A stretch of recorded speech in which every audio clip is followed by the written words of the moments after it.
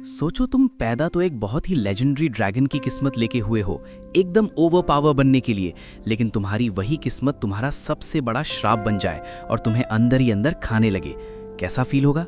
Welcome back guys. आज हम जिस इनसेन मास्टरपीस की शुरुआत करने जा रहे हैं उसका नाम है ड्रैगन प्रिंस युआन।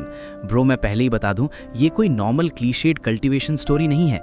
यहाँ स्टार्ट से ही हार्डकोर पॉलिटिक्स है, सदियों पुराना रॉयल धोखा है और एक ऐसी किस्मत की चोरी है जिसे सुन के लिटरली तुम्हारा दिमाग घूम जाएगा। तो बिना किसी डीले के सीधा चैप्टर के अंदर डाइव करते हैं और इस हाइप को फील करते हैं। स्टोरी की शुरुआत एकदम सिनेमैटिक वे में होती है। हम एक बहुत ही डार्क और क्रीपी रात का सीन देखते हैं जहां आसमान से कंटिन्यूअसली कड़कती हुई भयानक बिजलियां एक ग्रैंड पैलेस के ऊपर गिर रही हैं। बाहर का स्टॉर्मी मौसम देख के ही लग रहा है कि कुछ बहुत बुरा होने वाला है। फिर सीन पैलेस के अंदर शिफ्ट होता है जहां टेंशन एकदम पीक पर है। हम देखते हैं एक 13 साल के लड़के को जिसका नाम युआन है। ये हमारा मेन कैरेक्टर है, पर अभी इसकी हालत बहुत खराब है। वो लिटरली दर्द से तड़प रहा है, उसकी सांसें उखड़ी हुई हैं और वो कंटिन्यूअसली ब्लड की उल्टियां कर रहा है। उसकी पूरी बॉडी बुरी तरह कांप रही है और सबसे डरावनी चीज है उसके हाथ पर बना हुआ एक अजीब सा डार्क पर्पल कलर का सील। ये सील किसी ईविल मैजिक की तरह बहुत ही खतरनाक तरीके से ग्लो कर रहा है, जैसे कोई मॉन्स्ट्रस चीज उसे अंदर ही अंदर नोच कर खा रही हो। वहीं उसके पास एक बहुत ही ओल्ड और एक्सपीरियंस्ड मास्टर खड़ा है। ये मास्टर अपनी पूरी स्पिरिचुअल पावर और एनर्जी का यूज करके युआन के हाथ के उस डार्क पर्पल सील को शांत करने की कोशिश कर रहा है। कुछ देर की इंटेंस मेहनत के बाद जब युआन थोड़ा शांत होता है तो वो ओल्ड मास्टर एक बहुत ही गहरी सांस छोड़ता है। वो मुड़कर वहां खड़े युआन के पेरेंट्स को देखता है। ये दोनों कोई आम लोग नहीं हैं, बल्कि इस पूरे ज़ो एम्पायर के एम्परर और एम्प्रेस, राजा और रानी हैं। मास्टर उन्हें थोड़ी राहत के साथ कहता है, congratulations your majesty, his highness ने अपना डेस्टिन डिजास्टर क्रॉस कर लिया है। अगले 3 सालों तक अब ये कंप्लीटली सेफ हैं। गाइज, यहाँ डेस्टिन डिजास्टर का मतलब है एक ऐसी किस्मत में लिखी हुई भयानक आफत या ऐसी बीमारी जो हर 3 साल में एक बार इस बच्चे पर अटैक करती है और इसकी जान लेने की कोशिश करती है। ये सुनकर एम्परर के चेहरे पर थोड़ी उम्मीद आती है और वो तुरंत उस ओल्ड मास्टर से पूछते हैं, तो क्या तुम्हें इस बार युआन के 8 प्रिंसिपल्स मिले? अब ध्यान से सुनना। 8 प्रिंसिपल्स बेसिकली बॉडी के अंदर की वो मेन एनर्जी चैनल्स या नसें, मेरिडियंस होती हैं जिनके बिना इस दुनिया में कोई भी इंसान अपनी पावर या मैजिक को यूज नहीं कर सकता। नॉर्मल बच्चों के अंदर ये एनर्जी चैनल्स इस एज तक आते आते फुल्ली डेवलप हो जाते हैं।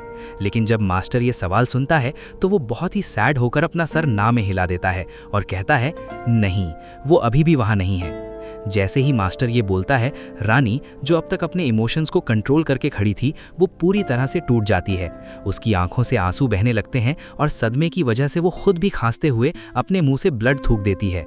पास खड़ी मेड जल्दी से आकर उन्हें संभालती है और रोते हुए कहती है, महारानी प्लीज अपने इमोशंस पर कंट्रोल रखिए। आपने पहले ही प्रिंस युआन को जिंदा रखने के लिए और उन्हें नरिश करने के लिए अपना बहुत सारा खून दे दिया है। रानी रोते हुए अपने हस्बैंड से कहती है, मेरे बेटे युआन की किस्मत तो एक सेंट ड्रैगन की है, फिर इसकी लाइफ इतनी डिफिकल्ट और दर्द से भरी क्यों है?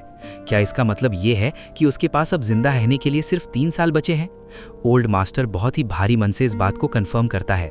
वो कहता है कि क्योंकि युआन के 8 प्रिंसिपल्स अभी तक मैच्योर नहीं हुए हैं, तो 3 साल बाद जब ये डेस्टिन डिजास्टर वापस आएगा तब प्रिंस युआन की बॉडी इस दर्द को नहीं झेल पाएगी और उनकी डेथ हो सकती है।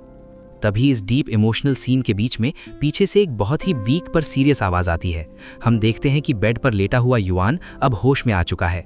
वो अपने हाथ पर बने हुए उस भयानक पर्पल ग्लो वाले चक्कर को घूर रहा है।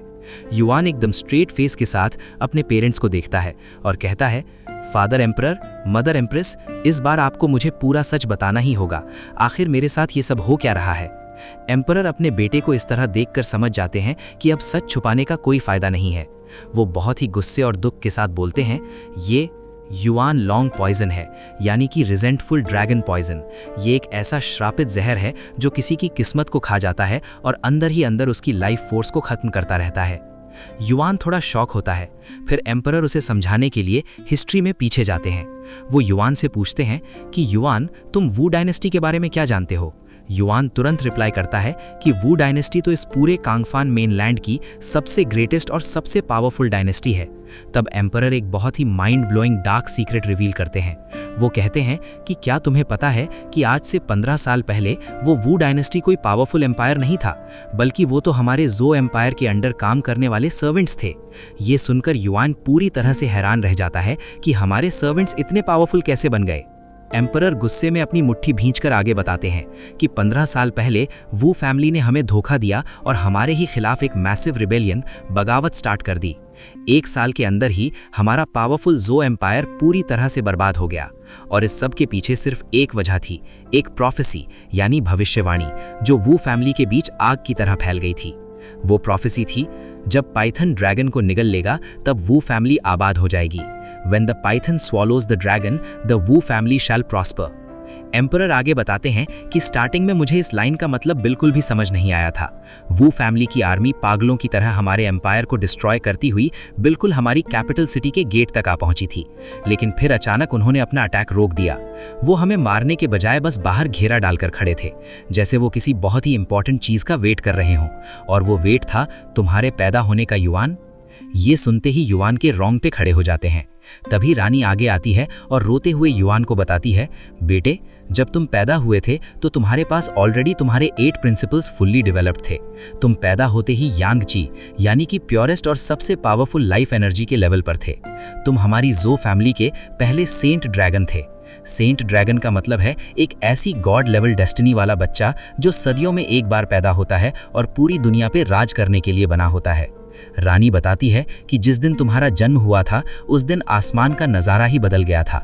चारों तरफ एक मिस्टीरियस पर्पल गैस फैल गई थी जो आसमान तक जा रही थी, और तुम्हारी नन्ही सी बॉडी के चारों ओर एक असली ड्रैगन का ऑरा घूम रहा था। युआन ये सब सुनकर और भी ज्यादा कंफ्यूज हो जाता है। वो पूछता है, अगर मैं इतना ही पावरफुल था और मेरे अंदर सेंट ड्रैगन का ऑरा था तो आज मेरी ये हालत क्यों है? मेरे वो 8 प्रिंसिपल्स कहाँ चले गए? और यहाँ पर जो ट्विस्ट निकल कर आता है वो लिटरली किसी के भी होश उड़ा दे।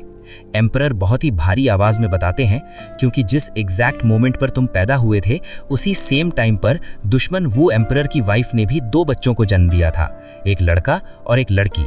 और सबसे ज्यादा टेरिफाइंग और क्रीपी बात ये थी कि वो एम्परर की वो वाइफ पिछले 3 साल से प्रेग्नेंट थी। सोचो ब्रो, कोई औरत 3 साल तक अपनी प्रेगनेंसी को कैसे रोक सकती है? उसने किसी डार्क मैजिक का यूज करके अपने बच्चों को पैदा होने से रोके रखा था ताकि वो एग्जैक्ट उसी दिन, उसी मिनट और उसी सेकंड पर पैदा हो जब तुम पैदा होगे। उस दुश्मन के लड़के के अंदर पाइथन का और लड़की के अंदर स्पैरो का ऑरा था।